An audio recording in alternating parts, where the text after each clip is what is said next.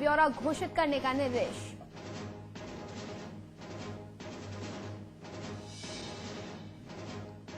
अंबेडकर नगर में बयान दर्ज करवाने के लिए पुलिस ने मृतक को जारी किया नोटिस। राम बाबू हत्याकांड में टांडा के सीओ ने मृतक राम बाबू को भेजा नोटिस।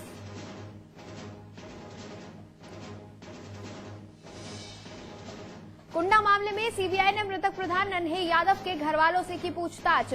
बैलिस्टिक रिपोर्ट में 3 हथियारों से फायरिंग की हुई थी पुष्टि।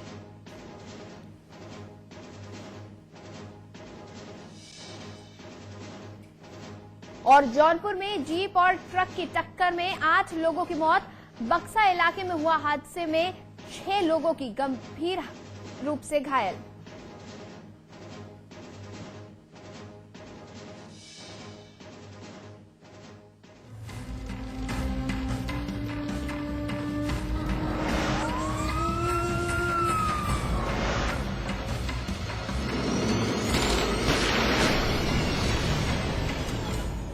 नमस्कार, मैं हूं परवीन साहनी। हमारा मकसद है एक भयमुक्त समाज देना, जुर्म की हर दस्तक से आपको आगाह कराना, हर वो चेहरा बेनकाब करना जो आपका गुनहगार है। और आज हम एक बार फिर हाजिर हैं जुर्म की काली दुनिया के उन चेहरों का एनकाउंटर करने के लिए। देखते रहिए एनकाउंटर।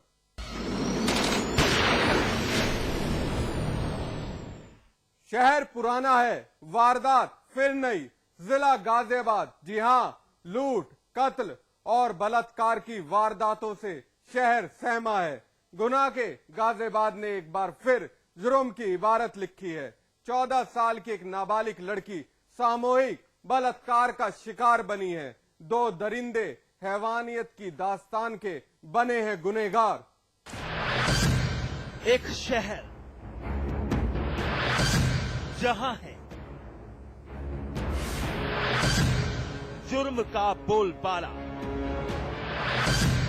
कत्ल, लूट, बलात्कार, जिसकी है नियति, दहशत में जनता, पुलिस है हलकान,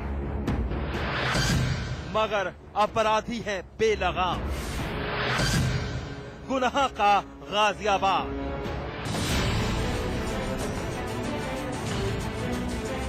जी हां, शहर पुराना है, वारदात फिर नई। जिला गाजियाबाद। शहर की कानून व्यवस्था चौपट, जनता की सुरक्षा व्यवस्था एकदम सिफर। अपराधी बेखौफ हैं, पुलिस की हर चाल ढीली है। जनता दहशत की उस लकीर से गुजर रही है जहां जरा सी चूक उनकी जिंदगी पर भारी पड़ती है। कहीं लूट की वारदात अंजाम दी जा रही है, तो कहीं कत्ल से कोहराम मचा है, तो कहीं बलात्कार की बदहवास वारदातें मुंह बाए खड़ी हैं। हमारी ये बात कुछ मतलब रखती है और इसकी तस्दीक गाजियाबाद पुलिस कप्तान के दफ्तर के बाहर खड़ा ये परिवार कर रहा है।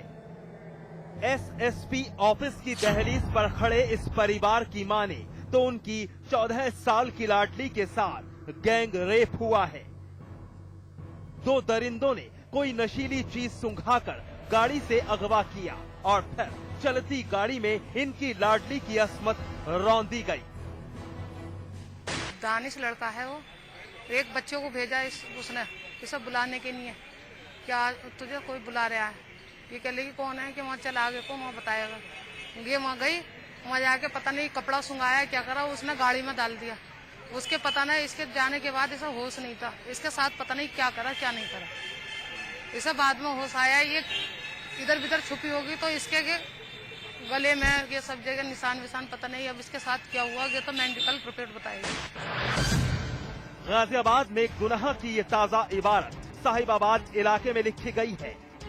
जिस्म पर खरोच और नोचने के निशान उन वहशी दरिंदों की दरिंदगी बयां कर रहे हैं जिन्होंने लड़की को धोखा देकर अपने नापाक इरादे अंजाम दिए हैं। पीड़ित लड़की के मुताबिक वो घर से बाहर थी। दानिश नाम के एक शख्स ने उसे कोई ऐसी नशीली चीज सुंघाई कि होश से उसका वास्ता नहीं रहा। लड़की अपनी सुध खो चुकी थी।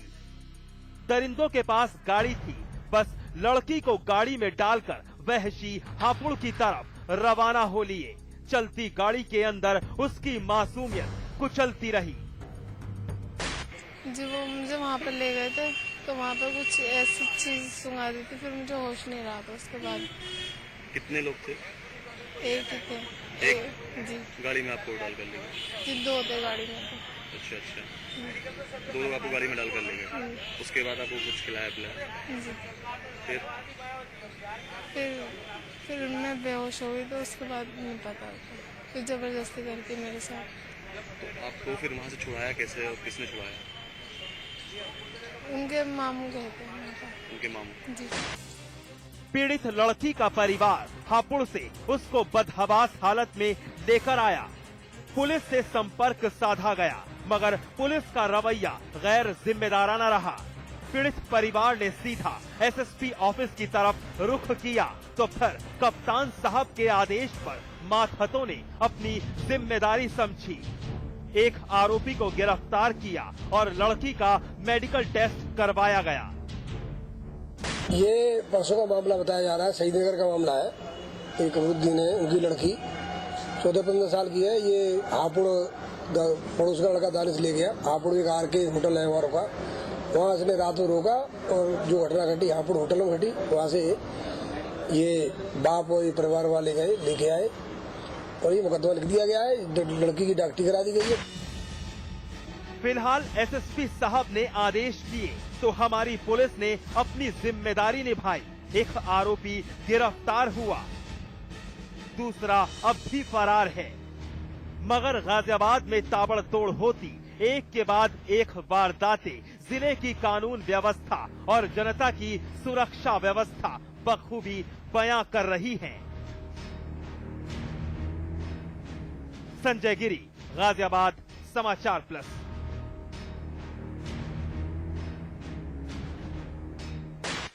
इश्क का भूत उस पर सवार था, मोहब्बत की एक तरफा चाहत उस पर हावी थी। लड़की एक शहर छोड़कर दूसरे शहर चले गई मगर फिर भी उस सनकी की मोहब्बत मरी नहीं। सिर फिरा आशिक दूरी बर्दाश्त नहीं कर पाया और फिर जिस गुनाह की साजिश का खाका उसने तैयार किया उसकी दस्तक से दहल उठा शहर अलीगढ़। अलीगढ़ का थाना क्वारसी, महावीरगंज, मकान नंबर 10 के बाहर पुलिस खड़ी है। घर के अंदर भी पुलिस सबूत तलाश रही है।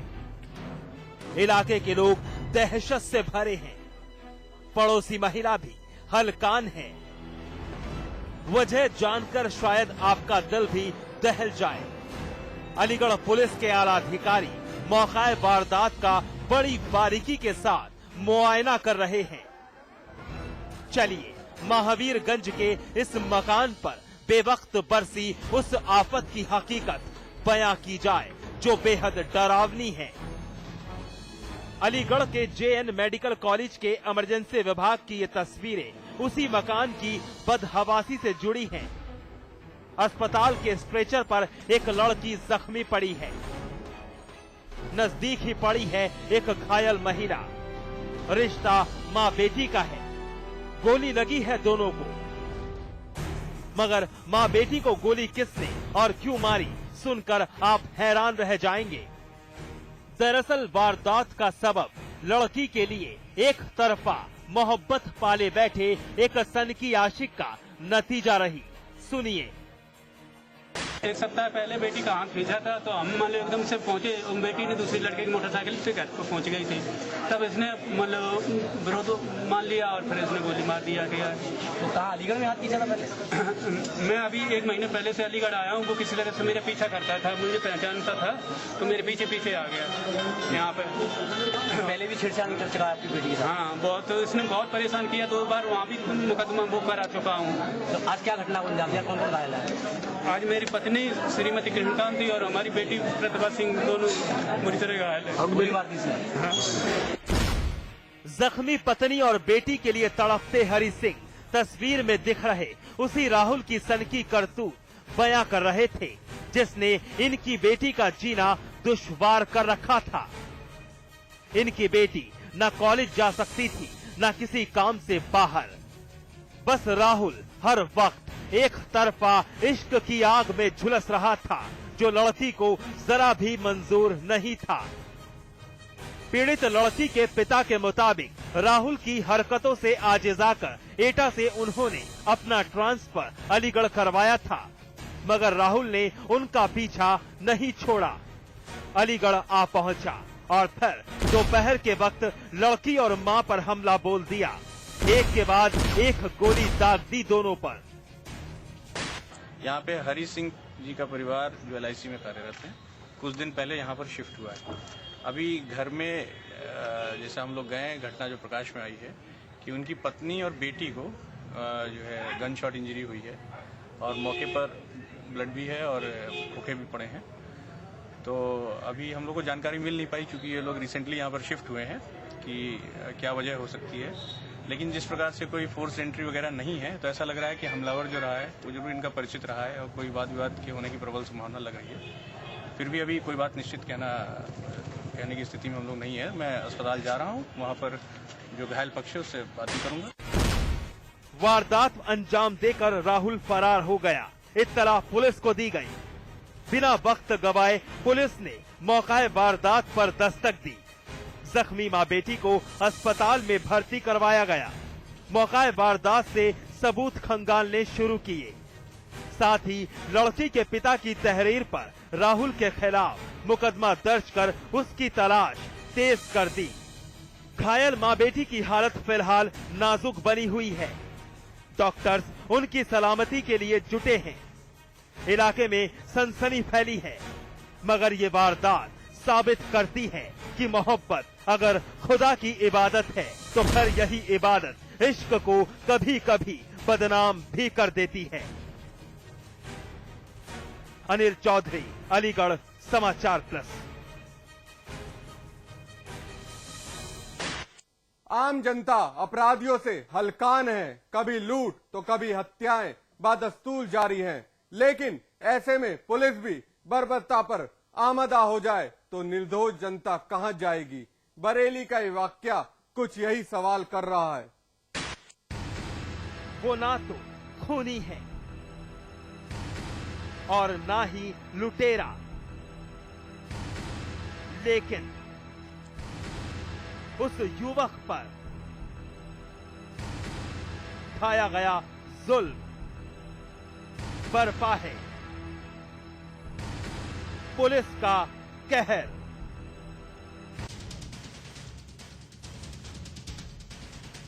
बरेली का जिला अस्पताल, बेड पर पड़ा ये युवक मारे दर्द के तड़प रहा है। पूरे शरीर पर जख्म है। जिस्म में ग्लूकोज चढ़ाया जा रहा है। पास में जख्मी अंशु की मां भी खड़ी है, लेकिन बेहद खौफजदा है। लखते जिगर की इस हालत को देख बस बिलख रही है।